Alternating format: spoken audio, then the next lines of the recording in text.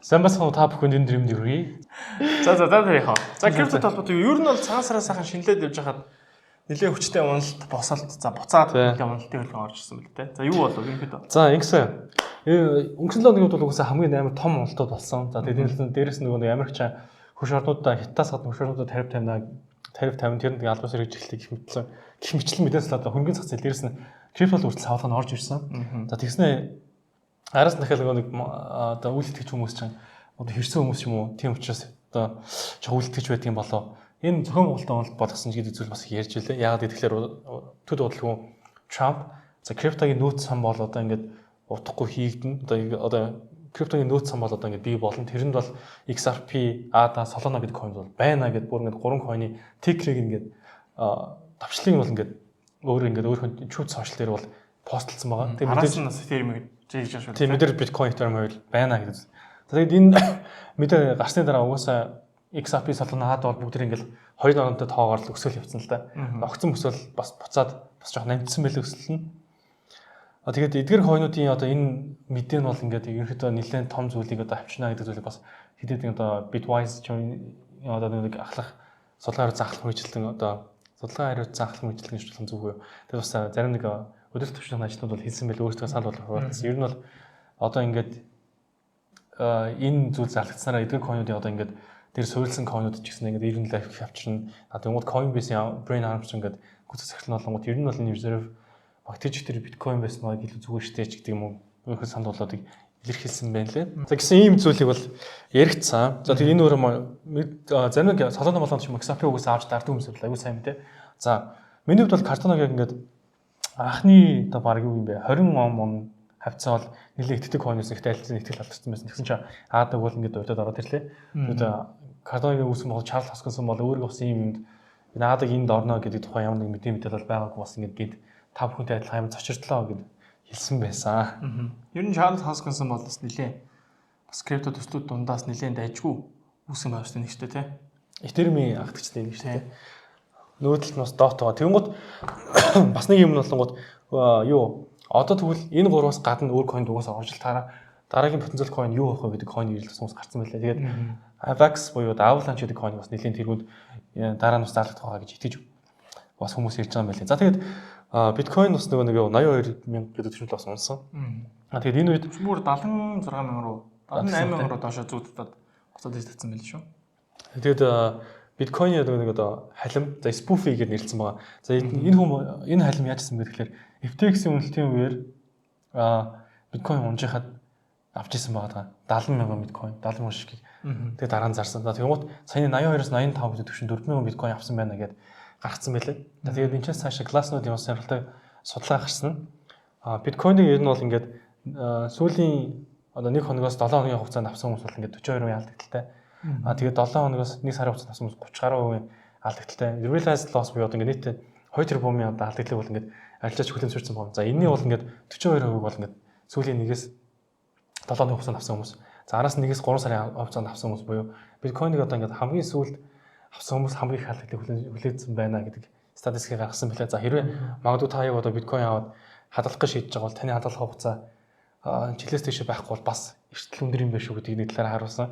За нөгөө талаараа удаан хадгалж байгаа хүмүүс л ашигтай байна гэдэг харуулсан тийм зүйлийг гаргаж танилцсан ч тийм. Тэг ер нь бол хадгалж байгаа хүмүүс гэх юм бол хамгийн ашигтай байгаа хүмүүс нь юу гэхээр мэдээж урт хугацаанд хадгалж байгаа хүмүүс л хамгийн ашигтай. За мэдээж богино хугацаанд ашиг хийгсэн leverage trade хийж байгаа хүмүүс байх юм бол за энэ сая цагаан сарын хугацаанд бол маш их хэмжээний өндөр савлгаанд үүссэн маш их хэмжээний liquidation болсон байлээ. Тэгэхээр аль биткойнд хөрөнгө оруулж байгаа бол одоо энэ dollar cost average гэж яриад байна. Олон ч дугаар ярьж байна. Багаар үн голохгүйгээр худалдаж аваад урт хугацаанд л харж байгаа бол бас өгөөжтэй ажиллах юм да. Яг чиний насанд ч бас нэг Швейцарын төв банкны одоо тэр хүн бас санал нийлсэн байлээ. Би ч бүр Швейцарын төв банкны үнэтэй. Тий, тэд ч үүсгэс мэдээлэл өгöd байгаа юм. Тий. Баясатаа санал нийлж нэг юм надад хэлсэн шүү дээ. Тийг нь. Энэ бол ингээд нөөц хөрөнгө болоход бол хэтрээс авлахад хөрөнгө. Тэгэхээр бол биткойн бол нөөц хөрөнгө болж болохгүй гэдэг ухааны юм ярьсан байлээ. Гэсэн чинь цаатал Америкийн Техасгийн мужи бүр ингээд тухайн мужийн сенаторуудыг тавьсан цаашаа бүр одоо батлагтаа үлээгээд байж байгаа юм байлээ. Тэгээд тэр хөлөндөл бас батлагч байгаа бол анхны биткойны нөөцтэй муж болж магадгүй шүү лээ. За тэгээд юу яасан одоо celebrity based meme coin гэдэг тийм бас ингээд үргэлжлэн явж байна. За Ronaldinho тий Star 10 гэсэн одоо coin гаргасан байлээ. Тэгээд тухайн одоо meme coin 397 сая долларын зах зээлийн үнэлгээнд хүрээд тэгээд бацаа унсан байгаа. Тэгээд нийт coin-ийнх нь 20% бол Ronaldinho өөрөө эзэмшнэ, 15% бол тухайн coin төслийн банк эзэмшнэ гэсэн ийм гаргаж ирсэн. Тэгээд токеномик нь угаасаа ийм байж болохгүй шүү дээ зүйл бас амар шиг шүүмжлэлийг дагуулсан байна. Нөгөө талд Libra гаргасан одоо хавар мэлийг одоо юу ах хэвээр эргүүл натах хэвээр гэдэг зүйл бас харин тэр хүчтэй явж байгаа сураг дуулт нь лээ. Бас нэг түрүүл оногт Kanye West бас нэг Twitter дээр ирээд амжсан тэр харсан. Өөр ингэсэн блокчейнтэй бол одоо баг миний coin гарах цаг баг боллоо гэдэг юм. Tweet хийгээд баг сургуу болчих үсгүй гарчуу. Харин уул нь бүр өмнө нь болгонд нөгөө нөхөр өөр тэгжсэн шүү дээ. Надлал ингээд meme coin гаргахыг санал тавиад хүмүүс scam болоо тэгээд Twitter хаягаа агдуулсан байсан гэдэг зүйл юм хийя гэж ярьж исэн гэсэн мэдээлэл гаргасан coin гаргаад ирэхлээр бас жаа сонирхолтой лээ. За тэгээд Америкс бас нэг сонирхолтой зөв болж байгаа юм да. Америкийн одоо White House буюу төрийн ордонд крипто саммит зохион байгуулж байгаа. Криптогийн нэг ивент, крипто сонирхдаг хүмүүсийн гэх юм уу та. За энэ дээр болонгууд сонирхолтойчуд байсан, Майкл Сейлер байсан, Сизи хүрсэн байл. Тийм билээ. Сизи бас энэ дээр очиж үг хэлж, үзэл бодлоо илэрхийлэх юм байлээ. За тэгээд өөр нэг зүйл нь Америкийн нэг санхүүжилт болохоор за MetaMask-ыг одоо хийсэн консенсус, тэгээд Kraken гэх биржүүдтэй ер нь бол ингээд шүүхт нэмжлэх гаргацсан байсан. Тэр хэмжлэг буцаагаад авч байгаа юм байлээ. Юуг л авсан одоо ингээд шалгалт хийгдчихсэн. Шалгалтын үжилэн бас дууссан гэдэг зүйлээс яригдчихлээ. Тэгээд Беларусын Лукашенко гэдэг ухаа тэр ерөнхийдөө бас криптоны тухай ярьсан байлээ бүр. Бид нар угаасаа ингээд эрчим хүчний илүүдэл байгаа. Үнэхээр ашигтай юм бол бид нар бас нэг крипто майн зай хиймээ гэд ярьсан байлээ. За ер нь бол нэг ийм их сонирхолтой мэдээлэл болж өнгөрлөө. За тэгтээ бас крипто дээр ингээд одоо харахад ер нь бол сая өнгөрсөн цагаан сар хугацаанд ерөөдөө ямар ч арилжаагүй ерөөдөө зах зээл нэлээд ажиглаа. Өндөр уналтыг нэлээд том хэмжээний уналтыг үзүүлээ. За буцаад одоо крипто санг Трамптай холбоотой мэдээгээр өссөн маш хүчтэй буцаад өссөн. За ихтэй тэр мэдээгээр буцаад өсөлт үзүүлсэн боловч за мэдээний нэлээд бас гараад нэлээд тунгах шиг боллоо. За энэ дэр хүмүүсийн нэг хартаад байгаа зүйл нь за Трампын бацаан, Трампын хүүхэд нь inside trade хийгээд байна шүү дээ. Тэ Ethereum дээр 50x-ийн leverage ашиглаад би Ethereum дээр long орчлооч та жиргээрэй гэж юм уу те. Тэнгүүд жиргээд байгаа. Яг тэрийг нь яаж хараад байгаа вэхэр нэг том whale яг энэ бүх арилжааг мэдэж арилж хийгээд байгаа юм л. Яг уналтан дээр нь маш их хэмжээний юугаар хөрөнгөөр доош шорт хийсэн. Буцаад төстэй хөдөлгөөн дээр маш өндөр дүнгээр бас long арилж байсан. Тэгэхээр энэ бас нэг талаараа нэг юм inside trades яваад байна уу гэдэг. Ийм зохион байгуулалттай. Нэлийн зохион байгуулалттай туссан гэдэг хардсан гэсэн юм яваад байлаа. За мөн бас Америк, за бас Украин, за ерөөдөө бол Зеленскигийн уулзтайг одоо хүн болгонд хардсан баг те. Трамптай нэлээд маргалтаад авлаа. За тэр батгаар White надад цагаан ордоос хөөгдөд гарлаа те. За түүний дараа Европтой Зеленский нэгдсэн. За Зеленскийг бол Европчууд окей гэсэн боловч одоо буцаад бас яа харахгүй Америк Украин туслахгүй бол Орос юм сэрхшээд орох байх шүү нэ. Тэгэхээр энэ дээр нэлээд яг криптотой холбоотой биш ч гэсэндээ нийт одоо хөрөнгөний зах зээл дээр маш том мэдээлэл болчиход байна л да. Тэгэхээр одоо бас зөрүүлээд одоо Трамп чинь хятадтай базаантай зарлаад байгаа шүү те.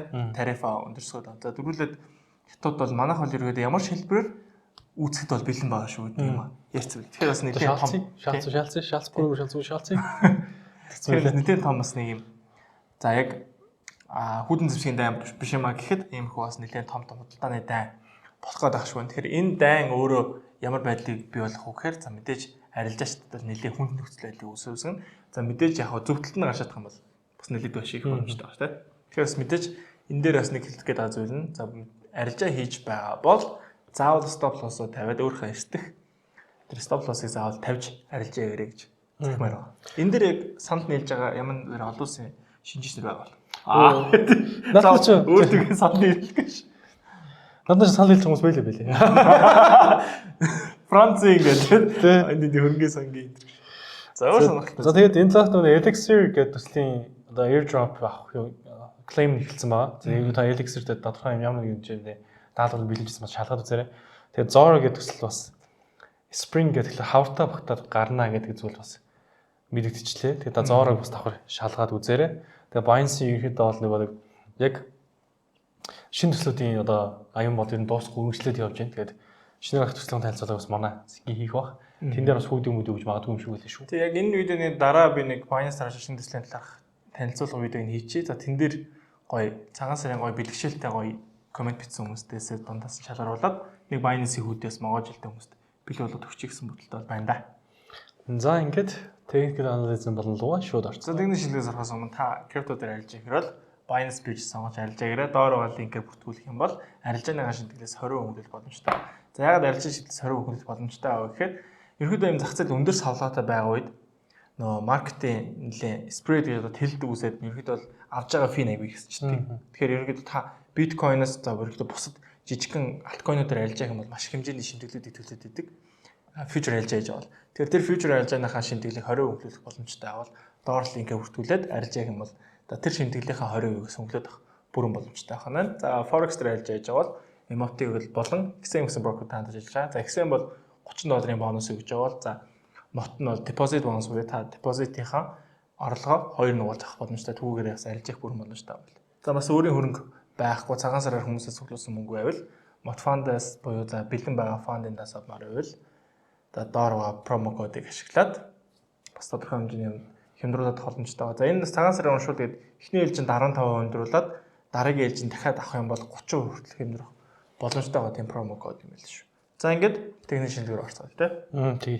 За юу цаана за тэгэхээр хэлүүлээ. Биткойн дээр шинжилгээд явъя. За бас дээр юм дээр түрүүл оны таамгийг бол за Telegram сувгаас хараарай гэсэн таамаг шинжилгээ өгчээсэн. За түрүүл оны таамга за одоо нэг апдейт хийгээ явчих. За тэгээ одоо бас харж байгаа төлөвлөгөө юу байна? Одоо арилжааны стэйж оролтыг харж гэнэ үү гэдгээ хамтдаа хараад явъя. За миний хувьд бол ямар ч арилжаа хийгээгүй сая цагаан сарын хугацаанд бол өнгөрсөн.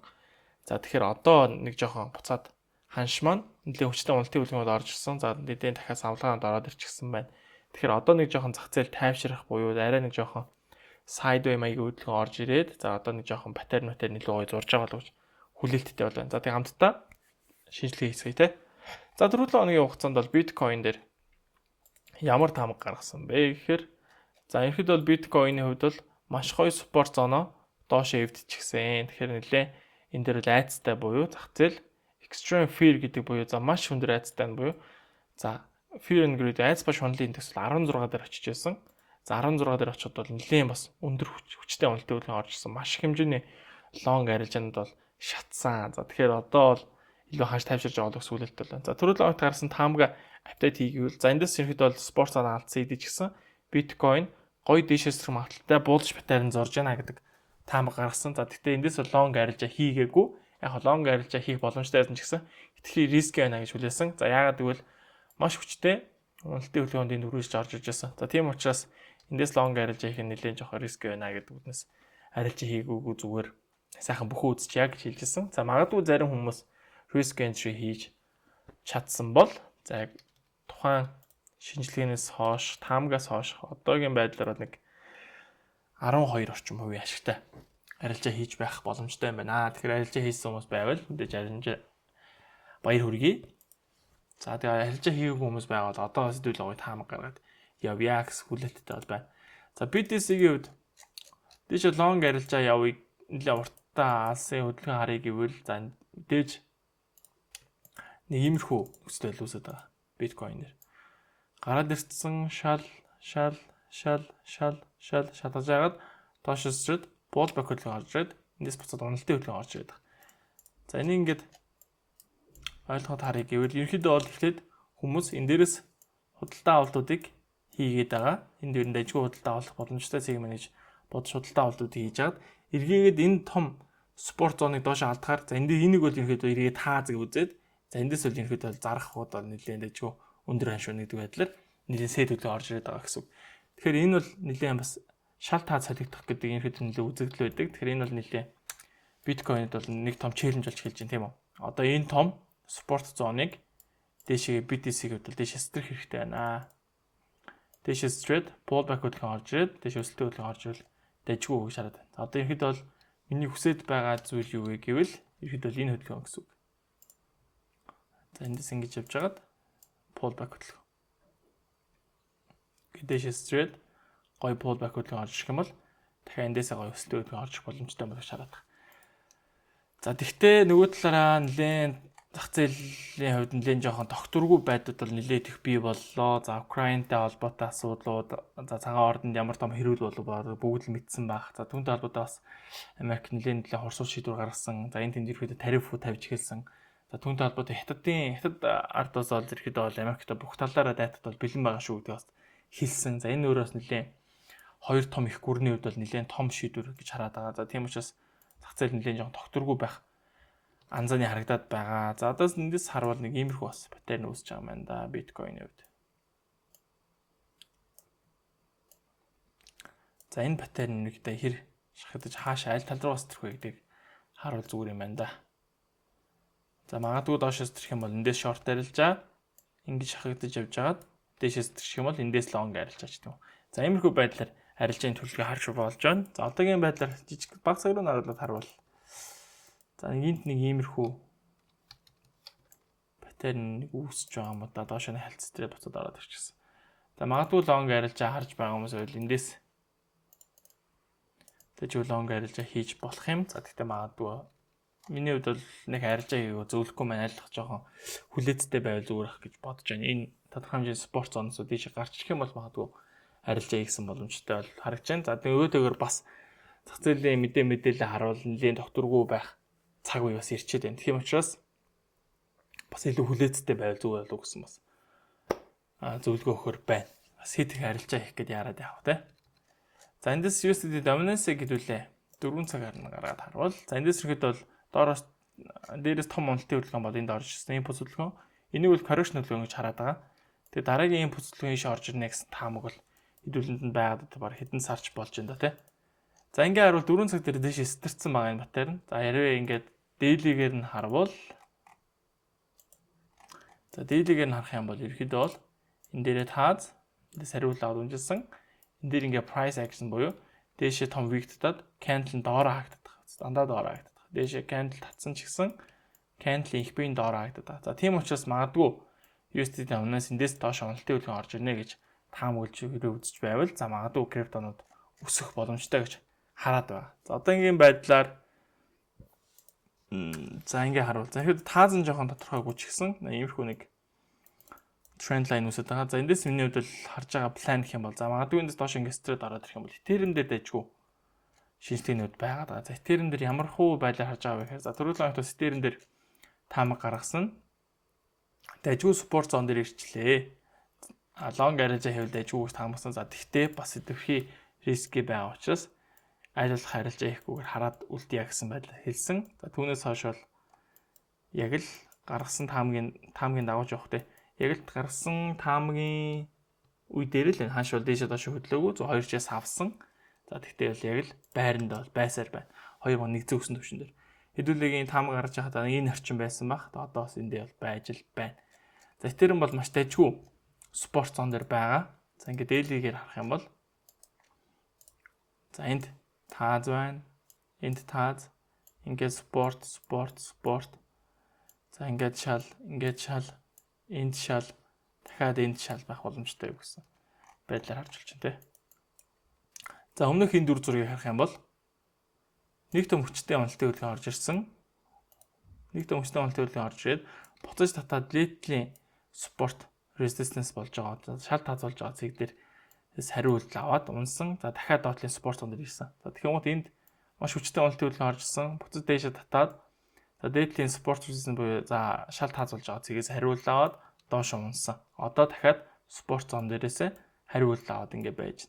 За магадгүй одоо Ethereum дээр дажгүй bullish зүйлүүд юу байна гэхээр за Bitcoin за ерөөдөө American Express криптогоос нөөцийн сандаа ABI гэдэг хууль сая баталчихсан. За түүнтэй холбоотой өглөө бол яг тэр 78 үед зарлагдсан мэдээ. За тэр мэдээгээр юу болсон бэ гэхээр энэ том уналтын хөдөлгөөн орж ирсэн. За яасан бэ гэхээр Америк ерөөдөө бол нөөцийн сандаа за ерөөдөө бол криптог ABI гэдэг зүйл дээр Трамп бол гар хэсэг зураад олон нийтэд зарласан. За тэр нь өөрөө зах зээл дээр сайн мэдээ юм уу сонсоход бол сайхан мэдээ. За тэгвэл тэр мэдээллийн дараа юу гэсэн бэ гэхээр за мэдээж одоо биткойныг нэмж авахгүйгээр одоо байгаа нөөцөөрөө тэр санг бүрдүүлнэ гэдэг мэдээлэл гарч ирсэн. За түүнийг бол зах зээлийн ерөнхийдөө бол за биткойныг бол нэмж авахгүй юм байна гэдэг дүгнэлтэнд хүрээд доош уналтын хөдөлгөөн бол орж ирсэн. Урам уурсан гэх юм уу? Тэр мэдэн дээр хүмүүс за түүнтэй холбоотой энэ том уналтын хөдөлгөөн бол орж ирсэн. За бас ерөнхийдөө бол нөөцтэй бол за Ethereum ч гэдэг нь зарим тодорхой койнуудыг бол за одоо урдны томын мэдээний системээр бол дарлаад явцсан ба ямар койнуудын нэр хэлсэн мөлий те. Тэр койнууд дээр нэлийн bullish хүмүүс байгаад байгаа. За Ethereum-д чүү паттерныг бол нэмэрхүү Тэр нь бас зурж байгаа. За ерөнхийдөө биткойн Ethereum хоёр бол адилхан нэг иймэрхүү буулж паттерн зурж байна те. За энэ зэрэг нэг иймэрхүү буулж тойрно. Энд нэг иймэрхүү буулж тойрно.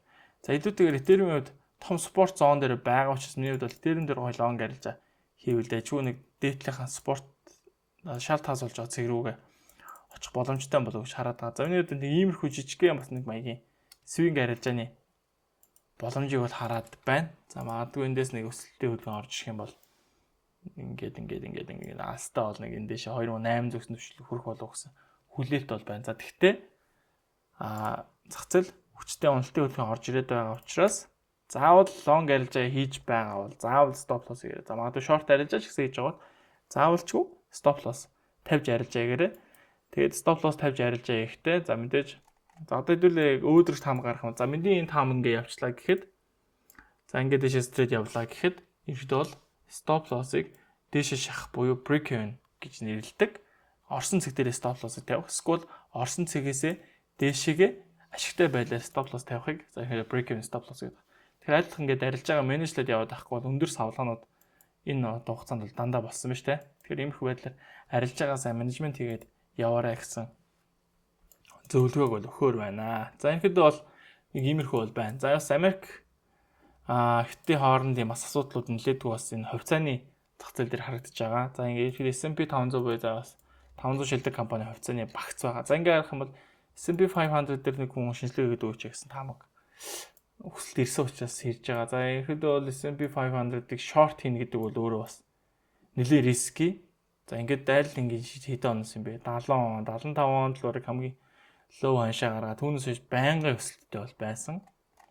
За гинтийн томоохон уналтууд бол мэдээж тодорхой цаг хугацааныхаа бас нэлээд том үйл явдлуудтай холбоотой уналтын үлгөөнд орж ирж байсан.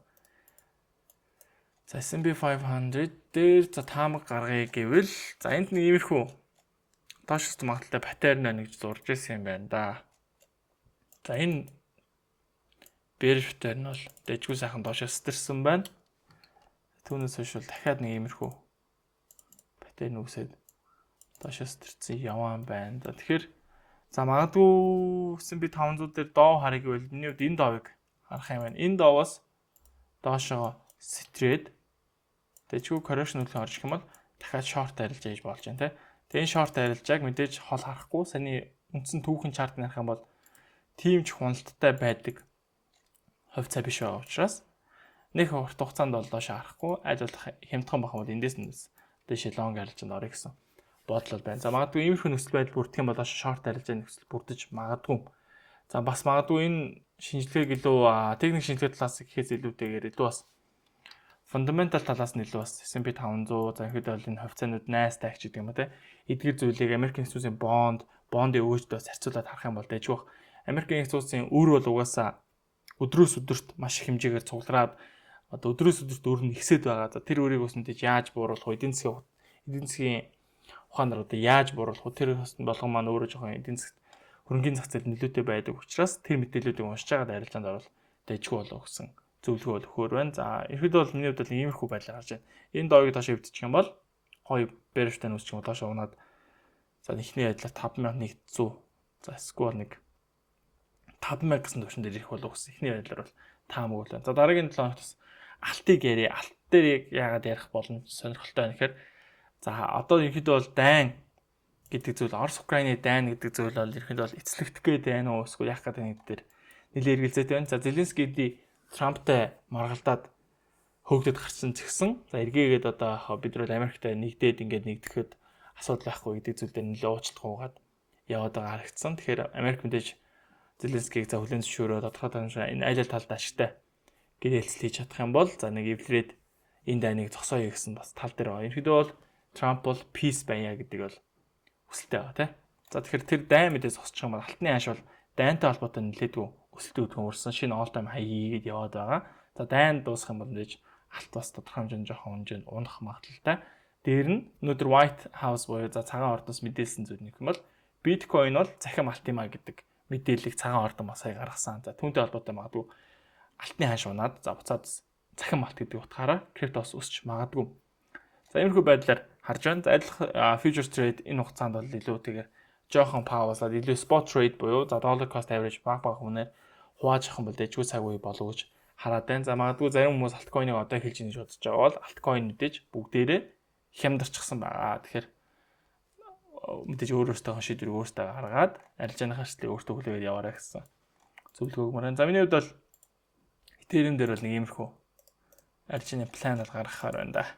За энэ паттерныг харж агаад дээшээс доо өвдчих юм бол correction хөдөлгөөн дээрээс нь дээшээ long доош оночих юм бол доороос нь risk entry хийгсэн бодолтой байна. Тэгэхээр нэг иймэрхүү байдлаар харж байна да.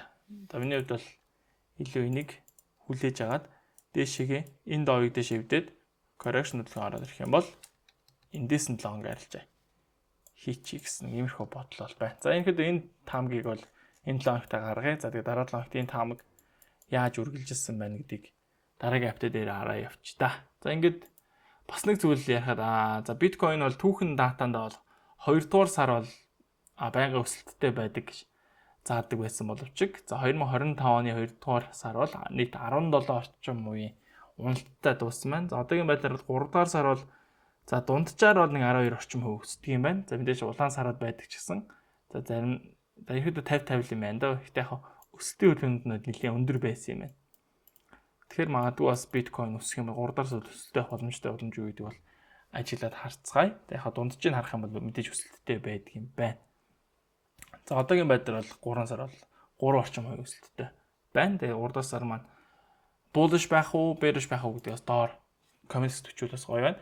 За тэгээд энэ дугаар орсны дараа нэг жижигхэн видео орно. Тэр нь ямар видео гэхээр за Binance дээр гарч байгаа шинэ airdrop-ийн бас нэг видео. Түүний доор бас та бүхэн үзээд like, subscribe дарах юм бол за доор нүстэн дээр коммент бичсэн хүмүүсээс нэг хүнд за Binance-ийн hoodie-с могоо жилтэн гарч байгаа гэдээ бэлэг болгоё гэсэн бодолтой байна. Тэгэхээр энэ хүртэл үзэж байгаа бол дараа нь дугаарыг хүлээж агаад дараа нь жижигхэн нэг видео орно.